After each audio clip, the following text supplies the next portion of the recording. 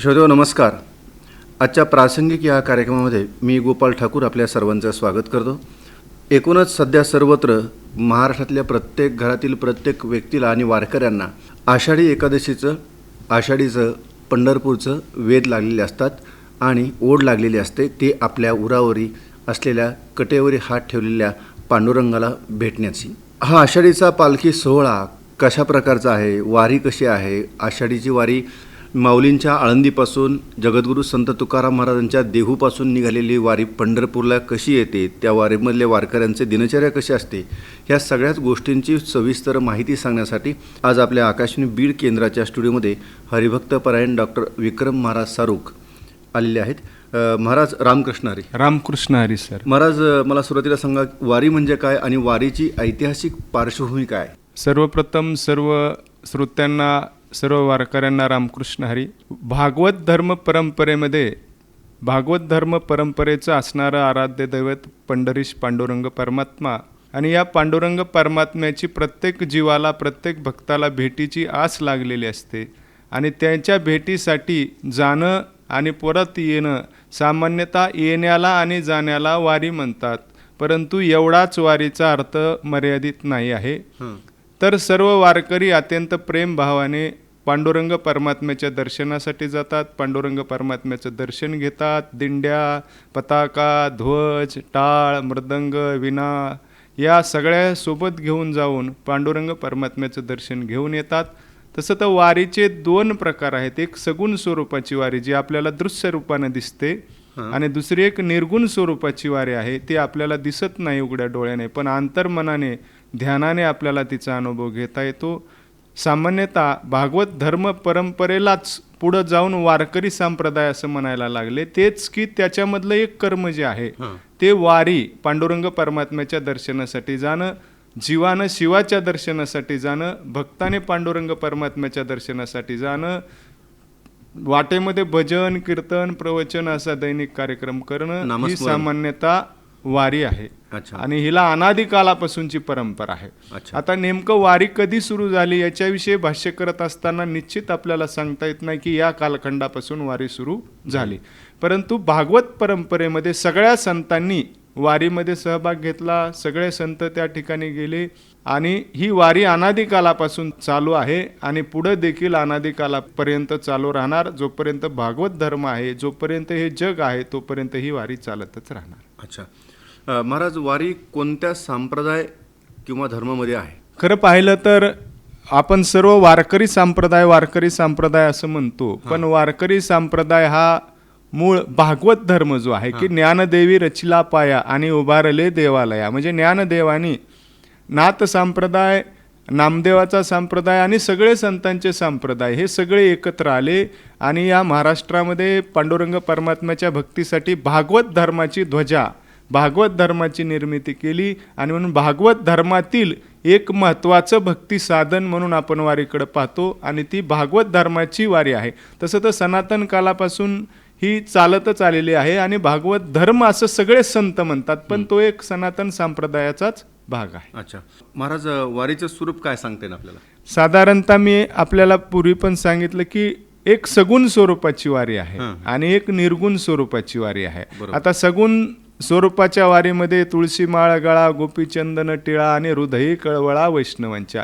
एक विनेकरी असतो, त्याच्यासोबत टाळकरी असतात. त्या संतांची, ज्या संतांची पालखी असेल, त्या संतांची वारी आहे, त्यांची पालखी असते.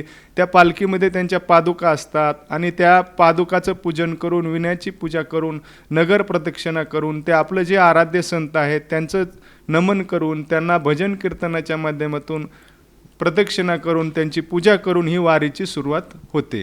आणि मग ही वारी पंढरपुरापर्यंत जातात. आता काही वाऱ्यांचे 20 मुक्काम असतात, काहींचे 10 मुक्काम असतात, काहीचे 15 मुक्काम असतात. मग त्या वेगवेगळ्या अंतरावरून आपल्याला त्या वेगवेगळ्या वारीचं सांगता येतं. या वारीची दिनचर्या अशी असते की सुरुवातीला पहाटे उठून वारकरी तयार होतात, स्नान वगैरे करतात.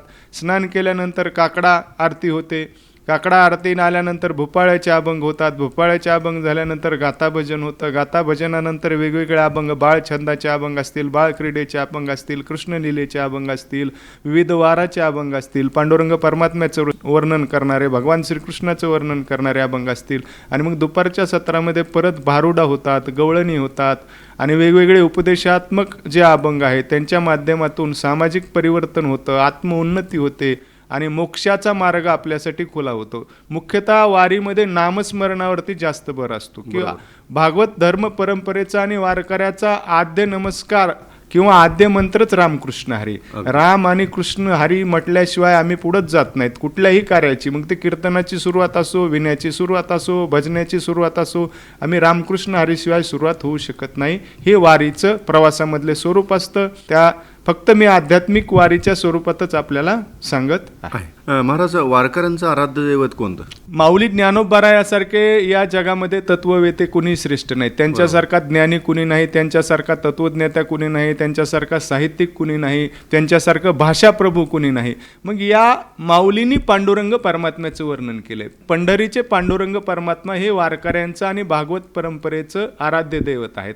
ते पांडुरंग परमात्म्याचं वर्णन करत असताना म्हणतात की सगुण आणि निर्गुण ही दोन्ही विलक्षण आणि ब्रह्म सनातन विठ्ठल हा, पतित पावन मानस मोहन आणि ब्रह्म सनातन विठ्ठल हा. म्हणजे भगवान परमात्म्याला, पांडुरंग परमात्म्याला सगुण म्हणावं तर हे सगुण लक्षण देखील भगवान परमात्म्याला लागत नाही आणि भगवान परमात्म्याला निर्गुण म्हणावं तर निर्गुण लक्षणही लागत नाही. मग नेमकं कोणतं लक्षण भगवान परमात्म्याला लागतं? तर वैष्णव महावैष्णव माऊली ज्ञानोबा त्यांच्या अभंगातून सांगतात की ब्रह्म सनातन विठ्ठल आहे. पांडुरंग परमात्म्याचं जे स्वरूप आहे ते ब्रह्म सनातन आहे, जे आधी आहे, अनादी कालापासून आहे, पुढंही आहे, नव्हे हे सगळं जग, सगळं विश्व, जेवढं काही ब्रह्मांड आहे ते पांडुरंग परमात्म्याच्या रूपामध्येच अंतर्भूत केलेलं आहे. असं हे पांडुरंगाचं माऊलींनी सांगितलेले स्वरूप आहे. पण तुकोबारायाच्या भाषेमध्ये पांडुरंग परमात्म्याचं स्वरूप आहे सुंदर ते ध्यान उभे विटेवरी आणि कर कटेवरी ठेवून या, तुळशी हार गळा आकाशे पितांबर, आवडे निरंतर हेची ध्यान. हे तुकोबारायाने सगुण स्वरूपाचं सांगितलेलं आहे. साधं सरळ सोप्या भाषेमध्ये माऊलींनी आणि माऊलींपेक्षाही जास्त सरळ साध्या सोप्या भाषेमध्ये जगद्गुरू संत तुकाराम महाराजांनी विठ्ठलाचं वर्णन केलं. आता कोणी श्रेष्ठ आणि कोणी कनिष्ठ हा भाव वारकरी संप्रदायामध्ये नाही. पंढरीच्या लोकांना हे अभिमान आणि पाया पडे जण एकमेका. इथं विनेकरी असेल, टाळकरी असेल, महाराज असेल, कुणी असेल, हे सगळे एका समान दर्जाचे आहेत, एकमेकाच्या पाया पडतात. कारण भक्त प्रत्येकामध्ये देव पाहतो, त्याच्यामुळे हे आंतरिक असणाऱ्या भगवान परमात्म्याचं दर्शन आहे. महाराज, आपण वारकऱ्यांचं आराध्य दैवत सांगितलंच, पण त्याचं स्वरूप कसं आहे? मी आत्ता आपल्याला सांगितलं की बाबा त्याला कुणी सगुण म्हणायचा प्रयत्न करतो, कुणी निर्गुण म्हणायचा प्रयत्न करतो. म्हणून आपण असं म्हणतो ज्याचा जसा अनुभव आहे तशा प्रकारे त्याला पाहायचा आपण प्रयत्न करत असतो. परंतु भगवान परमात्म्याचं स्वरूप हे अशा प्रकारचं आहे की एक छोटा दृष्टांत सांगतो की आईच्या गर्भामध्ये असणाऱ्या मुलाला जर विचारलं की बाबा तुझ्या आईचं रूप कसं आहे, तर त्या गर्भातल्या मुलाला सांगता येत नाही. तसं अनंत ब्रह्मांड उदरीन हरी हा बालक नंदा घरी, आपण तर त्याच्या हृदयरूपी पसाऱ्यामध्येच आहेत. मग आपण त्याचं काय वर्णन करणार? परंतु संतांनी जे आपल्याला पूर्वी मार्गदर्शन केलेले, संतांचे जे अभंग आहेत त्यांच्या माध्यमातून त्यांनी जे स्वरूप दिलेलं आहे ते सगुण आणि निर्गुण याच्या पलीकडे जाऊन ब्रह्म सनातन विठ्ठल हा, पुंडलिकाच्या भेटी आणि परब्रह्म आलेगा, चरणी आहे भीमा उद्धरी जगा, अशा प्रकारे पांडुरंग परमात्मा हा ब्रह्मस्वरूप आहे. माझ्या जीवीची आवडी पंढरपूर, माझ्या जीवीची आवडी पंढरपुरा नेहन. पंढरपूर म्हणजे काय?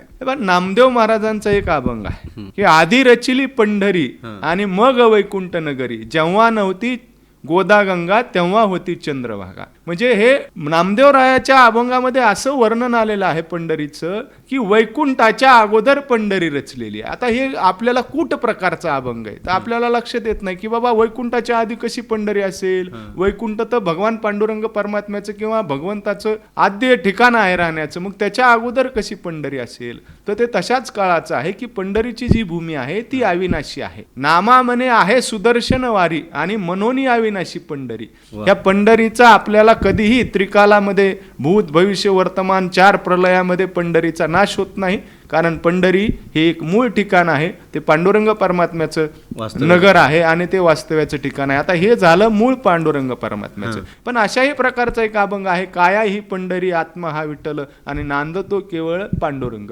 आता आपल्या दृष्टिकोनातून विचार घेतला तर आपल्या हृदयामध्ये असणारा जो पांडुरंग परमात्मा आहे आणि तो आपल्या हृदयामध्ये राहतो, आणि म्हणून हे शरीर हे आपलं पंढरपूर आहे आणि त्याच्यामध्ये असणारा पांडुरंग परमात्मा हे आपलं विठ्ठल आहे. दया क्षमा शांती ह्या ज्या आहे ह्या चंद्रभागा आहेत. आणि तशा प्रकारचं देखील संतांच्या साहित्यामध्ये पांडुरंग परमात्म्याचं आणि पंढरीचं वर्णन आहे. महाराज, पंढरी नगरीचं संतांच्या दृष्टिकोनातून काय महात्म्य आहे? आता आपण पंढरपूरला का जातो, तर पंढरपूरला जाण्याचे 2 उद्देश आहेत. बरोबर. एक तर भगवान परमात्म्याची, पांडुरंग परमात्म्याची भेट होते आणि दुसरं सगळ्या संतांच्या भेटी होतात. अगदी. आता भगवंताचं दर्शन ज्यांच्या माध्यमातून आपल्याला घडतं ते आहे संत. म्हणून त्या चंद्रभागेच्या वाळवंटामध्ये सगळे संत गोळा होतात आणि एकमेकाला सुखाच्या गोष्टी सांगतात. हे सज्जनाच्या भेटी घेणं, संतांची भेटी घेणं, ते संत जेवढे पंढरपूरला येतात त्यांच्या पायाची धूळ आपल्या मस्तकाला लावणं हा वरचा अर्थ झाला. परंतु त्यांचा उपदेश, ज्ञानरूपी उपदेश, अभंगरूपी चरण ते आपल्या बुद्धीपर्यंत जावेत, आपल्याला ते समजून घ्यावेत आणि मोक्षाचं द्वार आपल्यासाठी खुलं व्हावं, हा देखील एक वारीचा उद्देश आहे. आणि सगळ्यात महत्त्वाचं म्हणजे भगवान पांडुरंग परमात्म्याचं दर्शन घेणं, आणि हा वारीचा मुख्य उद्देश आहे.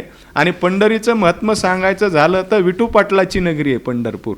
क्या बात आहे. हा, आणि हे विठू पाटलाची नगर, तिथं गेल्या गेल्या सगळ्याला मोक्ष आहे. पंढरीमध्ये तुम्ही गेले, संताचं स्पर्श झाला, आलिंगनी संताची झाली पवित्र माझी काया.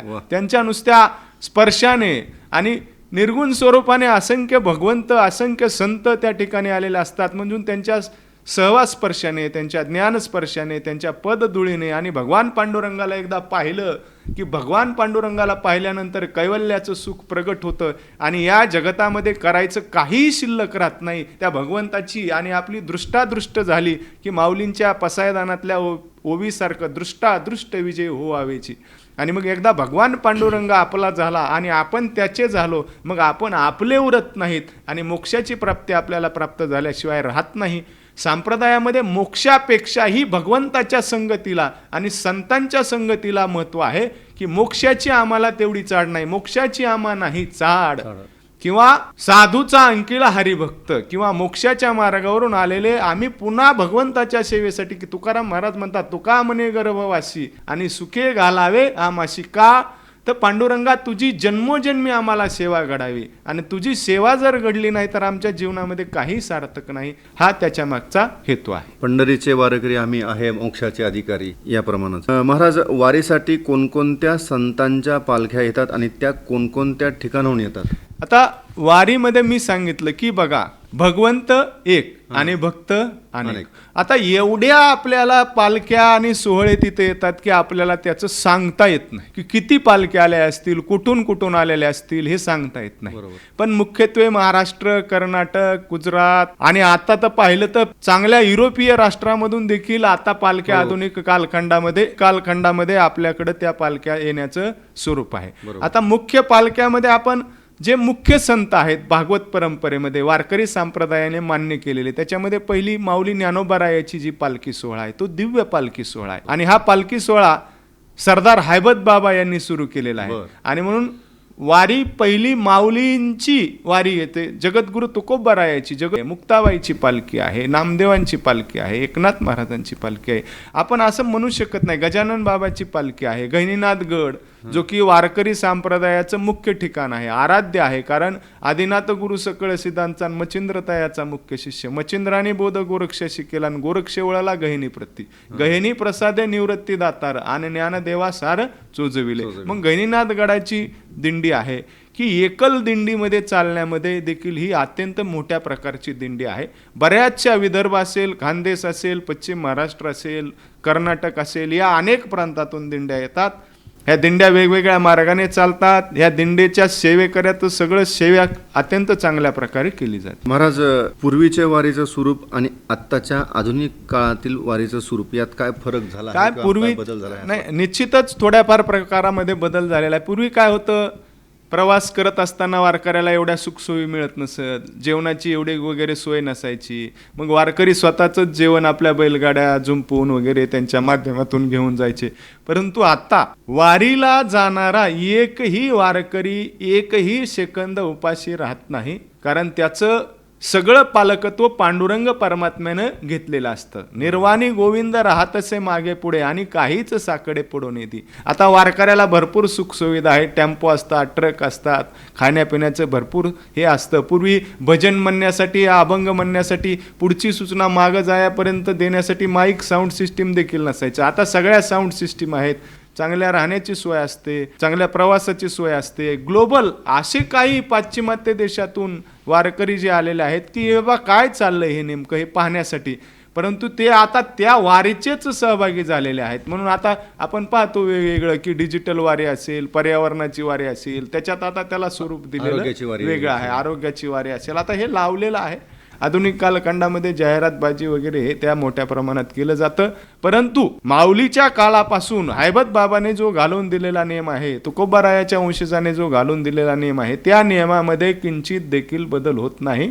ती भजनाची जी शैली आहे, कोणते अभंग कुठे म्हणायचे, कुठं मुक्काम करायचा, हे पूर्वीपासून ठरलेलं असतं. त्या परंपरेमध्ये तीळ मात्र देखील बदल केला जात नाही. महाराज, संत साहित्य आणि विठ्ठलाचं स्थान काय सांगता याबद्दल? पहा, जगामध्ये एकच अशी गोष्ट आहे की ज्याच्यावर तुम्ही कुठलंही लांछन किंवा आक्षेप घेऊ शकत नाही. एक तुम्ही भगवंताच्या अस्तित्वावर आक्षेप घेऊ शकाल, मी धाडसानं सांगतोय तर मला वारकरी संप्रदायामध्ये, पण संतांच्या साहित्यावरती आणि संतांच्या ज्ञानावरती तुम्ही आक्षेप घेऊ शकत नाही. तुम्ही म्हणाल भगवंत कुठं दिसतो का, दाखवता का आम्हाला, ते तुम्ही हे असं वितंडवाद करू शकता, पण आम्ही तुम्हाला संत जिवंतपणे दाखवू शकतो. संतांचा अनुभव तुम्हाला आम्ही जिवंतपणे दाखवू शकतो. संतांचं साहित्य तुम्हाला आम्ही जिवंतपणे दाखवू शकतो. संत हे मुक्तीचं विद्यापीठ आहे. जयाने घातली मुक्तीची गवांदी आणि निर्विली मांदी वैष्णवाची. किंवा ज्यांच्या नुसत्या पाहण्यानं, ज्यांच्या नुसत्या सानिध्यात येण्यानं तुम्हाला मोक्षाची प्राप्ती होते, तुम्हाला ज्यांची सुखाची प्राप्ती होते, असे हे संत आहेत. आणि संत आणि भगवंत आमच्या परंपरेमध्ये भिन्न नाहीत. आम्ही काल्पनिक आम्ही त्याच्यामध्ये भेद करतो आणि वास्तविक आम्ही अभेद आहेत. म्हणजे जे भक्त आहेत तेच हरी आहेत, जे संत आहेत तेच हरी आहेत, आणि संत तेच हरी आहेत. म्हणून भक्त आणि भगवंत, संत आणि देव आमच्यासाठी काही वेगळं नाही. आमच्यासाठी ज्ञानोबाराय हे पांडुरंग परमात्माच आहेत. आमच्यासाठी तुकोबाराय हे पांडुरंग परमात्माच आहेत. नामदेवराय हे पांडुरंग परमात्मेच आहेत. चोकोबा हे पांडुरंग परमात्मेच आहेत. नाथ बाबा हे पांडुरंग परमात्मेच. आता त्याच्यातला हे बघा की ज्ञानदेव, निवृत्ती आणि मुक्ताबाई ही 4 नाव आहेत. बरोबर आहे. आता पहिला सगळ्यात लहान आहे तो सोपान देव. आता सोपानाला जिना म्हणतात किंवा सोपानाला भक्ती पण म्हणतात. म्हणून तुम्हाला भगवंताशी जोडणारी पहिली पायरी म्हणजे जिना, भक्ती, सोपान आहे. त्याच्यानंतर तुम्हाला तुमच्याकडे भक्ती असेल आणि गुरुची कृपा असेल तर तुम्हाला ज्ञान प्राप्त होईल. ज्ञान म्हणजे ज्ञानदेव, ज्ञानाची प्राप्ती होते.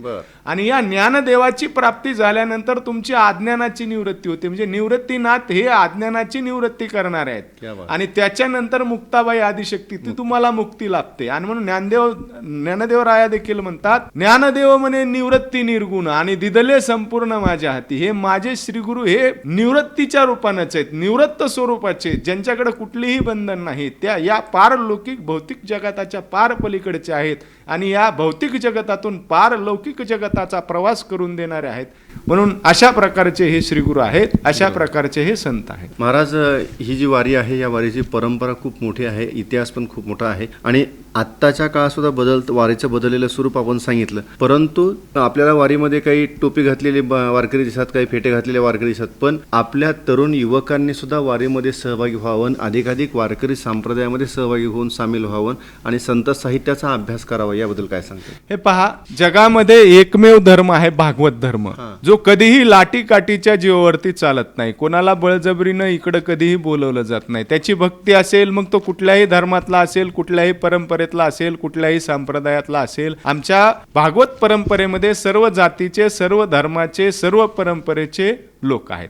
आता राहिलं बाह्य वर्णनाचं, तर बाह्य वर्णनाचे नियम देखील पाळले पाहिजेत. वारीमध्ये जर चालायचं असेल तर तुळशीची माळ गळ्यात पाहिजे, गोपीचंदनाचा टिळा पाहिजे आणि श्वेत वस्त्र धारण केलेले वारकरी असतात. आता तुकोबारायाचाच एक अभंग आहे, रक्त, पित्त, श्वेत, कृष्ण अशा प्रकारचे जे रंग आहेत ते पहा. जे संन्यासी असतात ते भगव वस्त्र धारण करतात. पण भागवत धर्म हा श्वेत आहे. श्वेत हे समतेचं प्रतीक आहे. श्वेत वर्ण, आम्ही शांत आहेत, आम्ही समताधारी आहेत, समचरण दृष्टी पाहणारे आहेत, आमचं अधिष्ठानच समचरण आहेत, आम्ही त्या अनुभवाचे गेलेलो आहोत, म्हणून आमचं वस्त्र हे पांढरं वस्त्र, श्वेत वस्त्र आहे. पण धर्मामध्ये ध्वजाच्या वेगवेगळ्या पताका आहेत. नामदेवरायाच्या चरित्रामध्ये त्यात केशरी झेंडे आहेत. ध्वज पताकाला काही वेगवेगळे रंग नाहीत, वेगवेगळे फेटे आहेत. ते वारकरी संप्रदायामध्ये पण महाराज मंडळी जर असेल ते मुख्यत्वे फेटा असते. पहा, तुम्ही कितीही भौतिक संपत्ती कमिली, तुम्ही कितीही मोठ्या पदावर गेले, तुम्ही कितीही भौतिक साम्राज्य निर्माण केलं, तरी ते क्षणिक आहे, ते एका सेकंदामध्ये नष्ट होणार आहे. पण आध्यात्मिक साम्राज्य जे आहे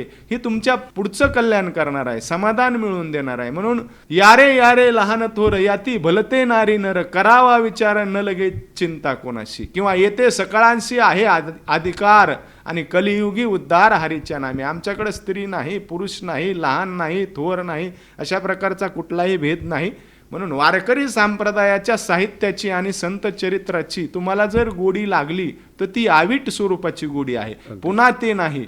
ज्यानं एकदा अमृत सेवलं आणि अमृत सेवन केल्यानंतर हे तर नामामृत आहे, नामामृत गोडी वैष्णवा लाधली आणि योगिया दिदली जीवन काळ. मग हे अशा प्रकारची नामामृताची जर गोडी लागली तर ती गोडी पुन्हा तुम्हाला सुटत नाही. एकदा भगवंताचं स्वरूप पाहिल्यानंतर पहा, मी तुम्हाला एक छोटा दृष्टांत देतो. 3 खोल्या आहेत, तर पहिल्या खोलीतल्याला दुसऱ्या खोलीतलं दिसत नाही, पण दुसऱ्या खोलीतल्याला पहिल्या खोलीतलं दिसतं. दुसऱ्या खोलीतल्याला तिसऱ्या खोलीतलं दिसत नाही, परंतु तिसऱ्याला दुसऱ्या खोलीतलं दिसतं. आता आणि तिसऱ्या खोलीतल्याला ह्या दोन्ही खोल्यातलं दिसतं. तसं ह्या जगताचे प्रकृतीचे 3 प्रकार आहेत. एक प्रतिभाषिक सत्ता, एक व्यावहारिक सत्ता आणि तिसरी परमार्थिक सत्ता. संत हे परमार्थिक सत्तेत गेलेले आहेत, म्हणून त्यांना ह्या दोन्ही सत्ता खोट्या वाटतात, व्यावहारिक सत्ता आणि प्रतिभाषिक सत्ता. तुम्ही आम्ही व्यावहारिक सत्तेमध्ये आहात म्हणून प्रतिभाषिक सत्ता आपल्याला खोटी वाटते, पण व्यावहारिक सत्ता आपल्याला सत्य वाटते, कारण आपण परमार्थिक सत्ताच पाहिलेली नाही. आणि जो प्रतिभाषिक सत्तेमध्ये आहे त्याला प्रतिभाषिक सत्तेचाच अनुभव आहे, म्हणून ह्या दोन्ही सत्तेचा त्याला अनुभव नसल्यामुळे ह्या दोन्ही सत्ता त्यांना खोट्या वाटतात.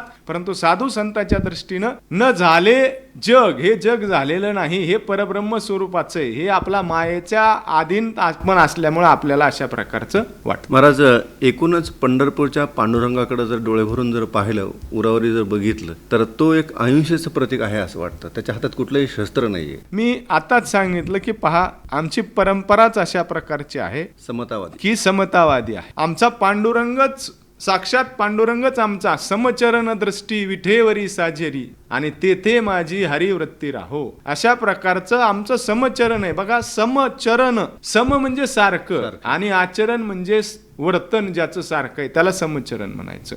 म्हणून त्यांची जी पाऊले आहेत पांडुरंग परमात्म्याची, त्या पाऊलांचं वर्णन संतांनी समचरण केलेलं आहे. म्हणून आमच्याकडे कुठलाही भेद नाही, मी सांगितलं, आमच्याकडे कुठलीही हिंसा नाही, आमच्याकडे काही तशा प्रकारचं वारकरी तो विटेवर उभा आहे. आता संप्रदायाच्या नियमानुसार पुंडलिकाच्या भेटी परब्रह्म आले गा, ऐसा कैसा रे पुंड्या तू धीट मागे भिरकाविली विट आणि उभे केले विठ्ठलाला, हा एक त्याच्या मागचा अर्थ आहे. परंतु त्याच्यात अंतर्ज्ञानाच्या दृष्टीने केलं तर मनाच्या विटेवरती पांडुरंग परमात्मा उभा राहिलेला आहे. मनामधल्या सगळ्या विषयाच्या इच्छा ज्यावेळेस संपतात, मनामधला काम क्रोध ज्यावेळेस निघून जातो, आशा मनशा तृष्णा असे सगळे दुर्गुण निघून जातात, त्यावेळेस हृदयामध्ये प्रगट होतो पांडुरंग परमात्मा आणि त्यावेळेस मनाच्या विटेवर देखील तो उभा राहिलेला आहे. तो सगळ्यांना बोलवतोय, या या. आणि जे माझे भक्त आहेत, जे माझ्या भक्ती करतात, त्यांच्यासाठी हे माया नगरीचं पाणी काही मोठं नाही. मी हात ठेवले तर ते माझ्या साध आहे, तुम्ही माझ्या नामानं तरुण जार. कलियुगामध्ये नामासारखं कुठलंही साधन नाही. नामा परते तत्व नाही रे अन्यथा आणि वाया अनेक पंथा जाशी जनी, ह्या ज्ञानदेव महाराजांनी हरिपाठामध्ये सांगितलेलंच ना, बरोबर, की नामसन कीर्तन साधन पै सोपे आणि जळतील पापे जन्मांतरीची. म्हणून नामाशिवाय साधना नाही, पांडुरंग परमात्म्याशिवाय भक्त नाही. त्याच्याही पुढचं तुम्हाला जाऊन सांगतो की आमच्या संप्रदायामध्ये असा मान्यता आहे की या जगातली सगळी तीर्थ, या ब्रह्मांडातील सगळी तीर्थ रात्रीच्या 12 वाजता लोहदंड नावाचं तीर्थ आहे. आपण जर पंढरपूरला गेलेला असाल तर तुम्हाला देईल की पुंडलिक रायाच्या समोर भक्त पुंडलिक रायाचे आहेत, त्यांच्या समोर तीर्थराज लोहदंड नावाचं एक तीर्थ आहे, जिथं दगडाची नाव पाण्यावरती तरली होते. तर सगळ्या जगातील तीर्थ आणि रात्रीच्या 12 वाजता मध्यान्ह वेळी त्या तीर्थराजाचं दर्शन घेण्यासाठी येतात, भक्तराज पुंडलिकाचं दर्शन घेण्यासाठी येतात. म्हणून सगळ्या तीर्थात पाप नष्ट होतं. पण तीर्थाचं पाप नष्ट करणारं या जगातलं एकमेव ठिकाण म्हणजे पंढरी आहे. आणि त्या पंढरीच्या पांडुरंगाचं दर्शन, भक्तराज पुंडलिकाचं दर्शन, नामदेव पायरीचं दर्शन, चोखोबाच्या पायरीचं दर्शन म्हणून 2 पायऱ्या महत्वाच्या आहेत. एक चोखोबा, तुम्ही परमार्थात चोखंदळ व्हा, आणि दुसरी नाम. म्हणजे जर तुम्हाला परमार्थात विवेक आला, परमार्थाची चव लागली, तर चोखोबाच्या पायरीपासून तुम्ही पुढे आला. जर तुमच्या हातात नाम आलं तर तुम्ही नामदेवाच्या पायरीपर्यंत आलात. आणि नाम हेच भगवंताची भेट घालून देणार आहे. म्हणून संप्रदायामध्ये ह्या 2 संताला अत्यंत महत्व आहे. त्यांच्या समाध्या देखील तिथं आहेत आणि त्या पायऱ्या देखील त्या ठिकाणी तिथं आहेत. अशा प्रकारचं हे महत्व आहे. महाराज, वारीमध्ये कीर्तन प्रवचन वगैरे काही असतं का? कारण की का फक्त हरिनामाचा गजर किंवा नामस्मरणाचा गजर वगैरे, नामस्मरण वगैरे एवढंच असतं? नाही, वारीमध्ये नामस्मरण हे मुख्य साधन आहे. मग नामस्मरणाच्या साधनेमध्ये भगवंताचे वेगवेगळ्या अभंगाचं गायन असेल. मी तुम्हाला सांगतो की सुरुवातच नामस्मरणातून होते. उठल्या उठल्याच आमची काकडा आरती होती, की पांडुरंगाला जाग करण्यासाठी काकडा आरती होती.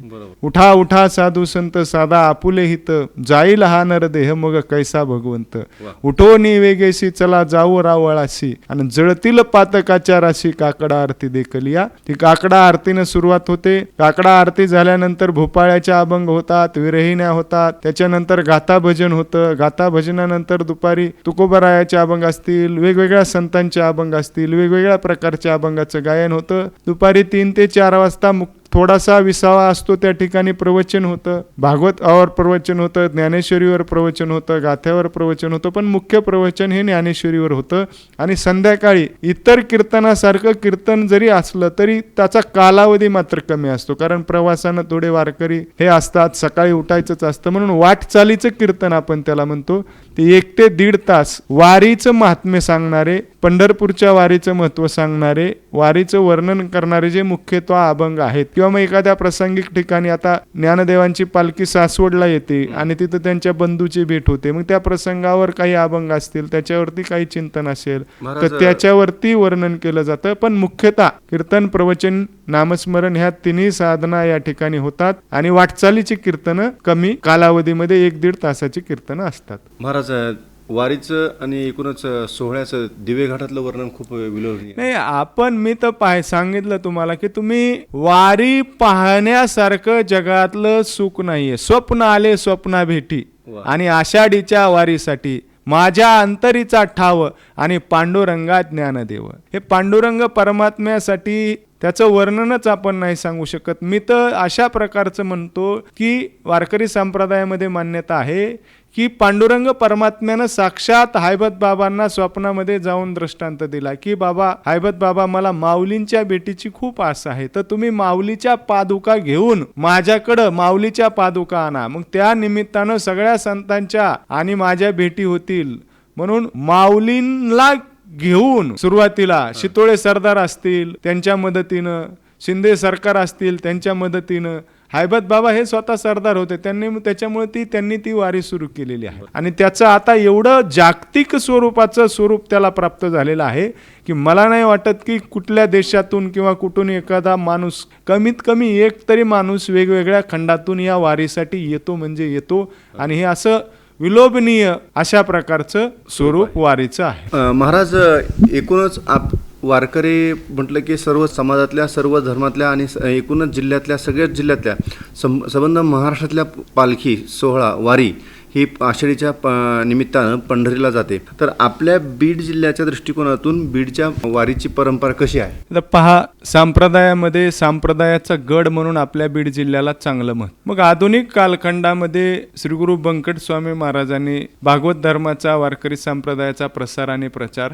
मोठ्या प्रमाणात केला. त्यांचेच असणारे श्रेष्ठ शिष्य वामनभाऊ महाराज असतील, भगवान बाबा महाराज असतील, यांनी देखील वारकरी संप्रदायाचा प्रसार केला. आज देखील बीड जिल्ह्यातून नारायणगडाचा फार दिव्य परंपरा असणारा पालखी सोहळा आहे. नारायणगडाची पालखी मोठ्या आनंदाने, प्रेमाने जाते. गणिनाथ गडाची पालखी अत्यंत मोठ्या प्रेमाने जाते. स्वामी महाराजांची पालखी अत्यंत प्रेमाने जाते. भगवान गडाची पालखी अत्यंत प्रेमाने जाते.